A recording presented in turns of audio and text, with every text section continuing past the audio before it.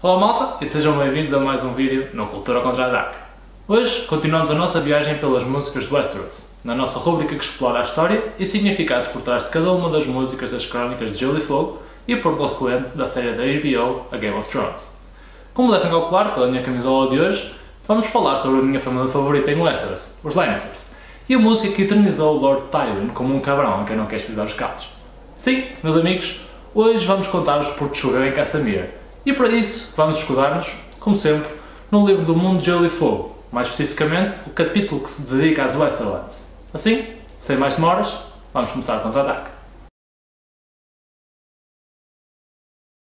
Ao contrário da música do último vídeo, Jaime of Old Stones, as personagens e acontecimentos em volta da música Rains of Castamere estão muito bem documentados. Porém, isso não a torna menos interessante. A música foi feita para celebrar, se é que podemos usar essa palavra, o extermínio em massa que o Lord Tywin levou a cabo sobre todos os membros das famílias Tarbeck e Reine. Estas famílias foram em tempos poderosos e ancestrais vassalos dos Lannisters. Contudo, o que levou a que tivessem um final tão abrupto? Como boa parte das histórias que merecem ser contadas, esta começa com uma mulher, ou neste caso, duas mulheres. No livro do Mundo de Gelo e Fogo descobrimos que a Lady Rohan, que conhecemos também do segundo capítulo das crónicas de Dunk e Egg, de alguma maneira encontrou o seu caminho até Castle Rock e foi, na verdade, a avózinha do pequeno Tywin Lannister. Ou seria, se não tivesse desaparecido misteriosamente pouco tempo depois de ter dado à luz o seu último filho. Esse desaparecimento, associado à morte em combate do filho mais velho do avô de Tywin, o Lord Gerald, deixou o outro poderoso Lord uma sombra do que uma vez foi. E essa foi a oportunidade para a segunda das mulheres mais importantes nesta história, a Lady Ellen Rain. A Lady Ellen era a noiva do filho mais velho do Lord Gerald. Contudo, a morte do seu noivo não fez com que Ellen desistisse do seu sonho de ser a senhora de Castle Rock. Sendo uma mulher cheia de encantos, ela conseguiu convencer o irmão gêmeo do seu antigo noivo a deixar a sua noiva e casar com ela, algo que um debilitado Lord Gerald não conseguiu evitar, mesmo sendo contra a união. E assim, no mesmo dia, Castle Rock viu o casamento de Tywin Lannister com Ellen Rain e dos pais de Tywin, Titus e Jane Marbrand. Agora casada com o herdeiro de Castle Rock e com o Lord Gerald uma sombra do que alguma vez fora, Ellen era agora a senhora de Castle Rock em tudo menos no nome, o que lhe permitiu encher Castle Rock de Rains e os Rains de ouro de Castle Rock. Assim, podemos marcar este como o início das hostilidades entre as duas famílias. Porém, após anos de um crescente poder, as coisas começaram a correr mal para a nossa Ellen. A terceira rebelião Blackfyre salou, e embora a coroa tenha conseguido terminá-la com a perda de apenas 100 homens, um deles fora Theon Lannister, o herdeiro de Castle Rock e marido de Lady Ellen. E para piorar a situação dela, não tinha dado qualquer herdeiro ao seu marido, o que a deixava agora sem qualquer poder em Castle Rock. Mas, pelo que já sabem de Ellen Rain, isto não a fez deitar a toalha ao chão. Decidida a voltar a usar o velho truque de sedução do irmão mais novo, ela tentou levar o pai de Tywin, Titus, para a cama e convenceu-lo a deixar a mulher por ela.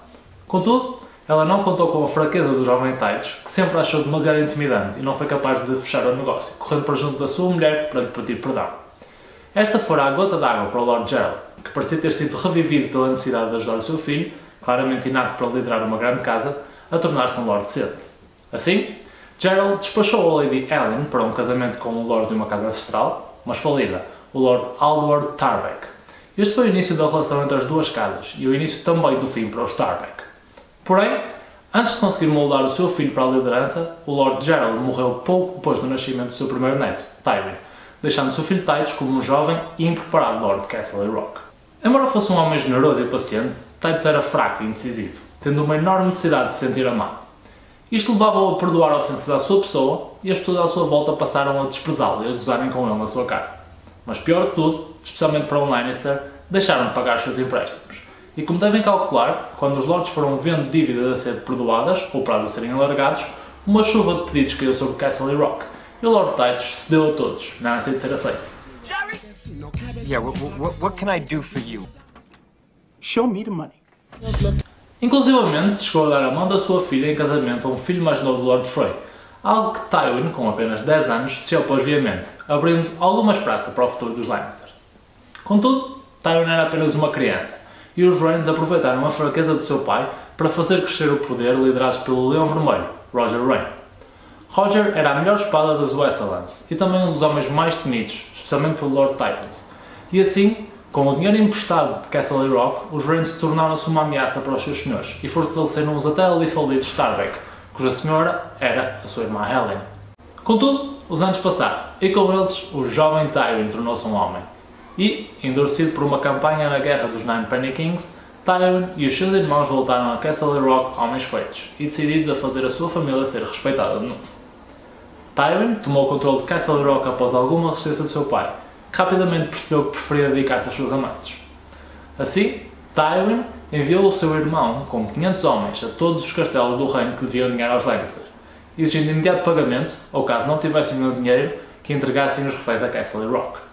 A maioria dos vassalos percebeu que o leão tinha acordado e foi rápido a dobrar o joelho, até que os pedidos chegaram aos Tarbeck e Rhaenys, os mais problemáticos, orgulhosos e poderosos vassalos dos Lannister. Entre alguns avanços e recursos, especialmente pela débil interferência do Lord Titus, Tywin finalmente ficou pelos cabelos e ordenou que os irmãos Rhaen e o Lord Tarbeck e a Lady Tarbeck se apresentassem em Castle Rock para responder pelos seus crimes. E bem, eles decidiram revoltar-se.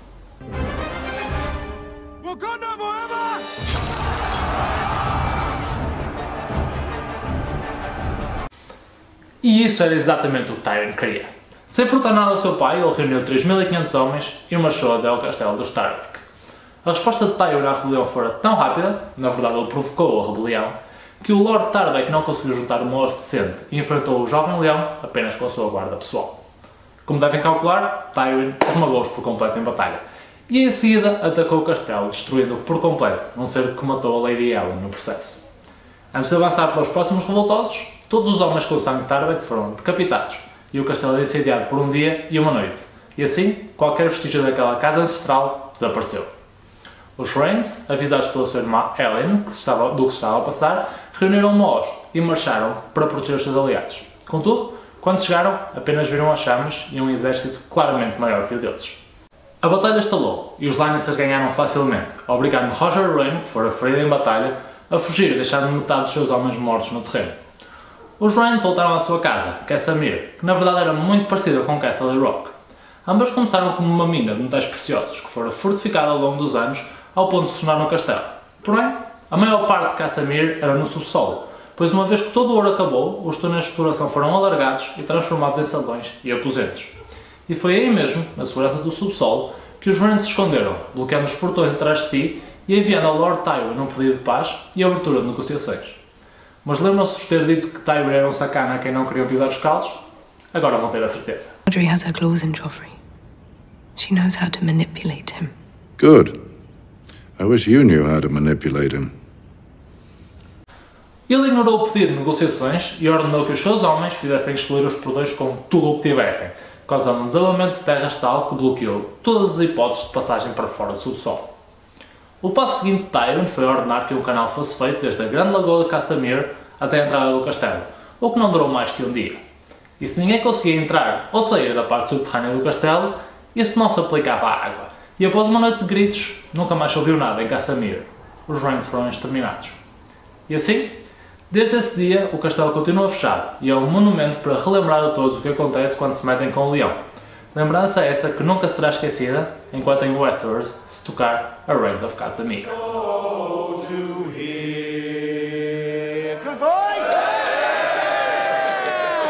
A música é, nada mais nada menos que um resumo desta história que acabamos de vos contar, com o desafio do Senhor Poderoso ao seu Lord e a resposta rápida que o silenciou e não deixou uma alma que fosse para trás. Ah, e já agora, se alguma vez ouvirem esta música num casamento, pode ser boa ideia dar de froscos.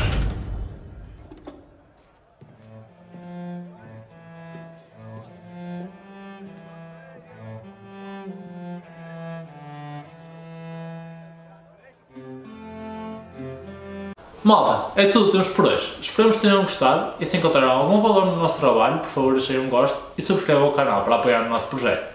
Se têm alguma dúvida, sugestão ou por simplesmente querem dizer que somos os maiores, deixem um comentário abaixo.